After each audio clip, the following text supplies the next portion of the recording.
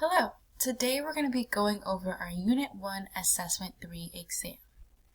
The test began with a phenomenon about coral reefs, so let's read it together. Coral reefs are an important marine ecosystem that support more species per unit area than any other marine environment. Reefs protect coastlines from storms and erosion, provide communities with food, and have the potential for new medicines.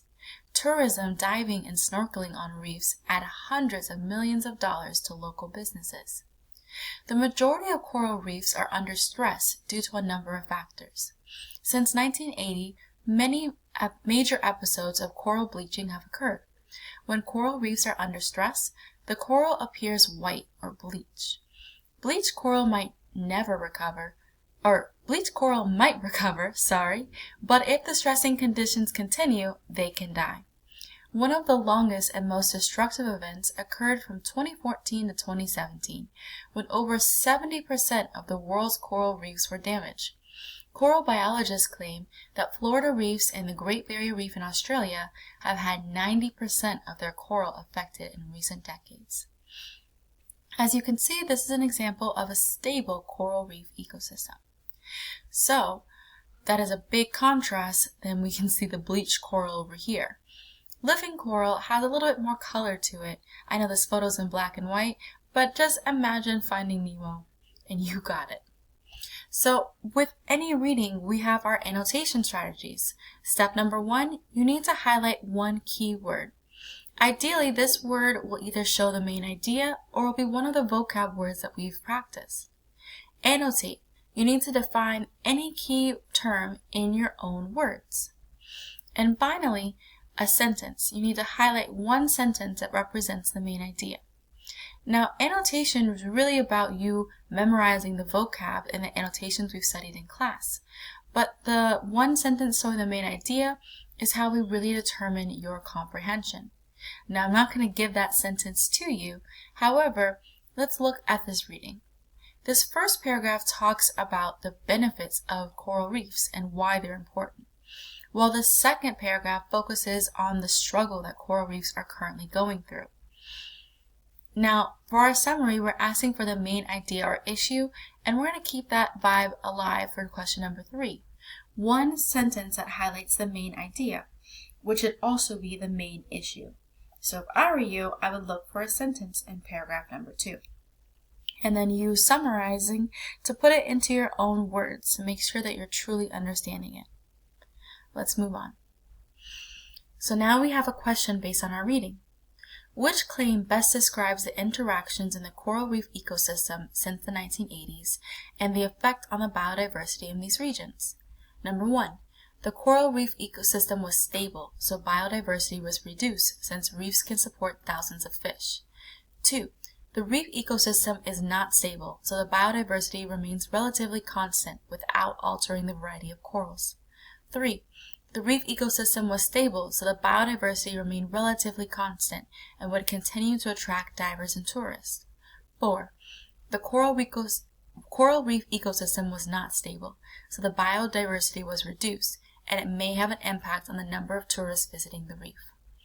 Now, off the bat, there should automatically be some answers that you can cross off. Try to cross off at least 2 answers. Now, with your remaining 2, read the sentence very carefully. To answer this question, you need to have a full understanding of the benefits of the coral reefs as well as the danger they're currently facing. Let's move on to the next reading. Coral reefs form over many thousands of years as tiny animals called polyps produce a calcium carbonate or CaCO3 skeleton. This rock-like skeletal structure adds new layers over time, forming the 3-dimensional habitat that makes up the reef. Most polyps depend on a beneficial relationship with a diverse group of photosynthetic, that is a really important word, photosynthetic algae called zooxanthellae. When coral polyps are under stress, some of the zooxanthellae leave the coral polyps, resulting in bleaching.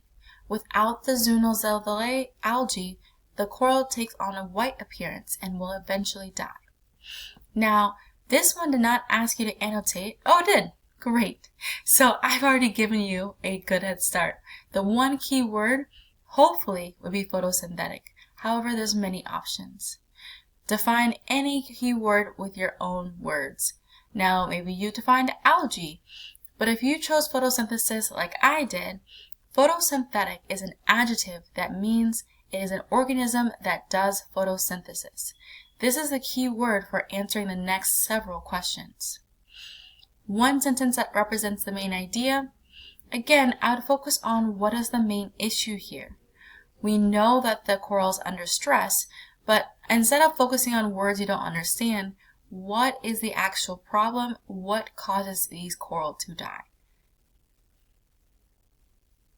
So let's look at our follow-up questions. So we can see our coral on top of the tentacle. We can see those photosynthetic algae from before. It says complete the model below to illustrate the process occurring in these algae located in the cells of the coral polyp. Your model should include all inputs of both matter and energy and identify the process involved. Now, if you noted this word was photosynthetic, we know this process has to be photosynthesis. So then this question becomes very simple. What are the reactants and products of photosynthesis? Moving on. One potential source of stress on coral reefs is atmospheric carbon dioxide, which dissolves in the seawater, forming carbonic acid. When excess carbon dioxide is present, it changes the acidity of water and the availability of calcium carbonate for organisms to build and maintain their shells, skeletons, and other calcium carbonate-based structures. Research shows that another stressor is the current trend of the large-scale temperature changes in oceans. This causes the algae to either leave or be ejected from the coral polyps.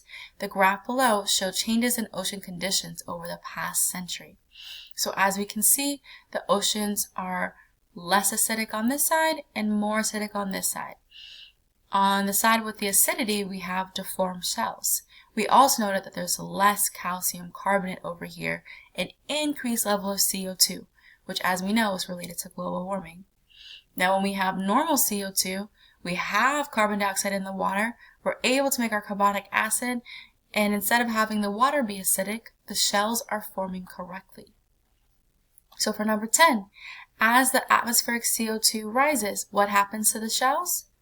Well, it's all in this model. What do you see in this area where the CO2 is rising? Now let's look at the changes in ocean temperature. Now this chart can be a little confusing because this is not actually measuring temperature. Instead, our y-axis is about temperature difference from that 1971 to 2000 average, right? So how is the temperature changing? So what are the variables? The x-axis, remember x is for horizontal, y is for vertical. Use the labels to answer this question. Now for our scale is the intervals in which the numbers are increasing. So look carefully. What number is the x-axis increasing by? Now look at the y-axis. Hint, you might need a decimal. In general, what pattern or trend do you observe? Is it increasing? Is it decreasing? Or is it staying the same? Finally, you need to make a claim about the change in ocean temperature over the years and its effects on biodiversity. Support your claim with quantitative, another key word, quantitative, evidence, and provide reasoning from the text to show how the data supports your claim. Quantitative means that you need to use numbers. Without numbers, your answer is incomplete. And specifically, you need to use data points. So if you wanted to make the claim that as the years go by, the ocean temperature is increasing and biodiversity is decreasing, then your evidence, you could use the coral reefs and the fact that as the temperatures get too high and we increase CO2, then the polyps start to die. And we know that coral reefs have all the biodiversity in the ecosystem, so without the coral living, it's hard to have anything else survive as well. And your reason, you can use CO2 and you can use global warming or anything that you know from biology. But again, let's focus on our evidence.